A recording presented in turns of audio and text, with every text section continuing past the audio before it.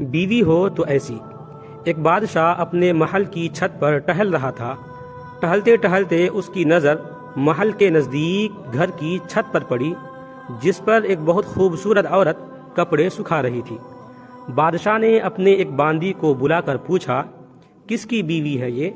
باندی نے کہا، بادشاہ سلامت، یہ آپ کے غلام فیروز کی بیوی ہے۔ بادشاہ نیچے اترا۔ بادشاہ پر اس عورت کے حسن و جمال کا سحر سا چھا گیا تھا۔ اس نے فیروز کو بلایا۔ فیروز حاضر ہوا تو بادشاہ نے اس سے کہا، فیروز، ہمارا ایک کام ہے، ہمارا یہ خط فلاں ملک کے بادشاہ کو دے آؤ اور اس کا جواب بھی ان سے لے آنا۔ فیروز اس خط کو لے کر گھر واپس آ گیا۔ خط کو اپنے تکیے کے نیچے رکھ دیا، سفر کا سامان تیار کیا، رات گھر میں گزاری اور صبح منزل مقصود پر روانہ ہو گیا، اس بات سے لا علم کہ بادشاہ نے اس کے ساتھ کیا چال چلی ہے۔ ادھر جیسے ہی فیروز نظر سے اوجھل ہوا، بادشاہ چپکے سے فیروز کے گھر پہنچا اور آہستہ سے فیروز کے گھر کا دروازہ کھٹکھٹایا۔ فیروز کی بیوی نے کہا، کون ہے؟ بادشاہ نے کہا، میں بادشاہ ہوں، تمہارے شوہر کا مالک۔ تو اس نے دروازہ کھولا۔ بادشاہ اندر آ کر بیٹھ گیا۔ فیروز کی بیوی نے حیران ہو کر کہا، آج بادشاہ سلامت یہاں ہمارے غریب خانے میں؟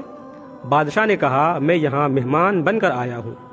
فیروز کی بیوی نے بادشاہ کا مطلب سمجھ کر کہا، میں اللہ کی پناہ چاہتی ہوں آپ کے اس طرح آنے سے، جس میں مجھے کوئی خیر نظر نہیں آ رہی۔ بادشاہ نے غصے میں کہا، اے لڑکی، کیا کہہ رہی ہو تم؟ شاید تم نے مجھے پہچانا نہیں، میں بادشاہ ہوں، تمہارے شوہر کا مالک۔ فیروز کی بیوی نے کہا، بادشاہ سلامت، میں جانتی ہوں کہ آپ ہی بادشاہ ہیں، لیکن بزرگ کہہ گئے ہیں، شیر کو اگرچہ جتنی ہی بھوک لگی ہو وہ مردار تو نہیں کھانا شروع کر دیتا۔ اور کہا، بادشاہ سلامت، تم اس کٹورے میں پانی پینے آئے ہو جس میں تمہارے کتے نے پانی پیا ہے۔ بادشاہ اس عورت کی باتوں سے بڑا شرمسار ہوا اور اس کو چھوڑ کر واپس چلا گیا، لیکن اپنے چپل وہیں بھول گیا۔ یہ سب تو بادشاہ کی طرف سے ہوا۔ اب فیروز کو آدھے راستے میں یاد آیا کہ جو خط بادشاہ نے اسے دیا تھا وہ تو گھر پر ہی چھوڑ آیا ہے۔ اس نے گھوڑے کو تیزی سے واپس موڑا اور اپنے گھر کی طرف لپکا۔ فیروز اپنے گھر پہنچا تو تکیے کے نیچے سے خط نکالتے وقت اس کی نظر پلنگ کے نیچے پڑے بادشاہ کے نالین یعنی چپل پر پڑی، جو وہ جلدی میں بھول گیا تھا۔ فیروز کا سر چکرا کر رہ گیا اور وہ سمجھ گیا کہ بادشاہ نے اسے سفر پر صرف اس لیے بھیجا تاکہ وہ اپنا مطلب پورا کر لے۔ فیروز کسی کو کچھ بتائے بغیر چپ چاپ گھر سے نکلا۔ خط لے کر وہ چل پڑا اور کام ختم کرنے کے بعد بادشاہ کے پاس واپس آیا تو بادشاہ نے اسے انعام کے طور پر 100 دینار دیے۔ فیروز دینار لے کر بازار گیا اور عورتوں کے استعمال کے قیمتی کپڑے اور کچھ تحائف بھی خرید لیے۔ گھر پہنچ کر بیوی کو سلام کیا اور کہا، چلو تمہارے میکے چلتے ہیں۔ بیوی نے پوچھا، یہ کیا ہے؟ کہا، بادشاہ نے انعام دیا ہے اور میں چاہتا ہوں کہ تم یہ پہن کر اپنے گھر والوں کو بھی دکھاؤ۔ بیوی، جیسے آپ چاہیں۔ بیوی تیار ہوئی اور اپنے والدین کے گھر اپنے شوہر کے ساتھ روانہ ہوئے۔ داماد اور بیٹی اور ان کے لائے گئے تحائف کو دیکھ کر وہ لوگ بہت خوش ہوئے۔ فیروز بیوی کو چھوڑ کر واپس آ گیا۔ 1 مہینہ گزرنے کے باوجود نہ بیوی کا پوچھا اور نہ اس کو واپس بلایا۔ پھر کچھ دن بعد اس کے سالے اس سے ملنے آئے اور ان سے کہا، آپ ہمیں اپنی بہن سے غصے اور ناراضگی کی وجہ بتائیں یا پھر ہم آپ کو قاضی کے سامنے پیش کریں گے۔ تو اس نے کہا، اگر تم چاہو تو کر لو، لیکن میرے ذمے اس کا ایسا کوئی حق باقی نہیں جو میں نے ادا نہ کیا ہو۔ وہ لوگ اپنا کیس قاضی کے پاس لے گئے تو قاضی نے فیروز کو بلایا۔ قاضی اس وقت بادشاہ کے پاس بیٹھا ہوا تھا۔ لڑکی کے بھائیوں نے کہا، اللہ بادشاہ سلامت اور قاضی صاحب کو صحیح سلامت رکھے۔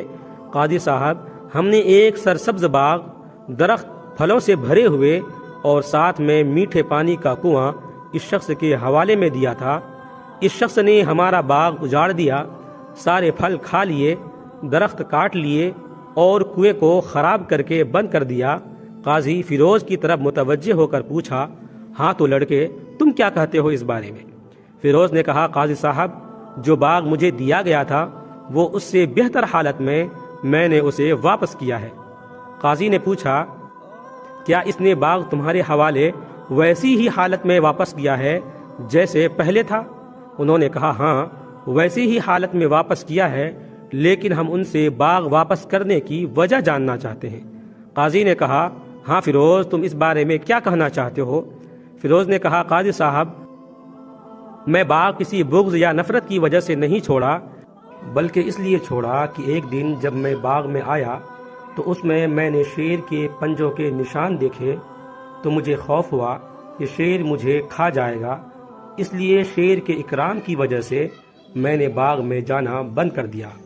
بادشاہ جو ٹیک لگائے ہوئے یہ سب کچھ سن رہا تھا اٹھ کر بیٹھ گیا اور کہا، فیروز اپنی باغ کی طرف امن اور مطمئن ہو کر جاؤ، اللہ کی قسم اس میں کوئی شک نہیں کہ شیر تمہارے باغ آیا تھا، لیکن وہ وہاں پر نہ تو کوئی اثر چھوڑ سکا اور نہ کوئی پتا توڑ سکا اور نہ ہی کوئی پھل کھا سکا۔ وہ وہاں پر تھوڑی دیر رہا اور مایوس ہو کر لوٹ گیا، اور خدا کی قسم میں نے کبھی تمہارے جیسے باغ کے گرد لگے مضبوط دیواریں نہیں دیکھی۔ فیروز اپنے گھر لوٹ آیا اور اپنی بیوی کو بھی واپس لے لیا۔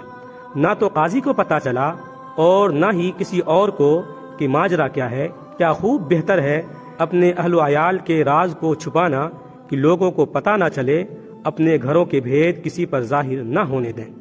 ویڈیو اچھا لگے تو لائک کریں، کمنٹ کریں، شیئر کریں، اور اس طرح کے اور بھی ویڈیوز حاصل کرنے کے لیے اس چینل کو زیادہ سے زیادہ سبسکرائب کریں۔ آپ تمام لوگوں کا بہت بہت شکریہ ہوگا۔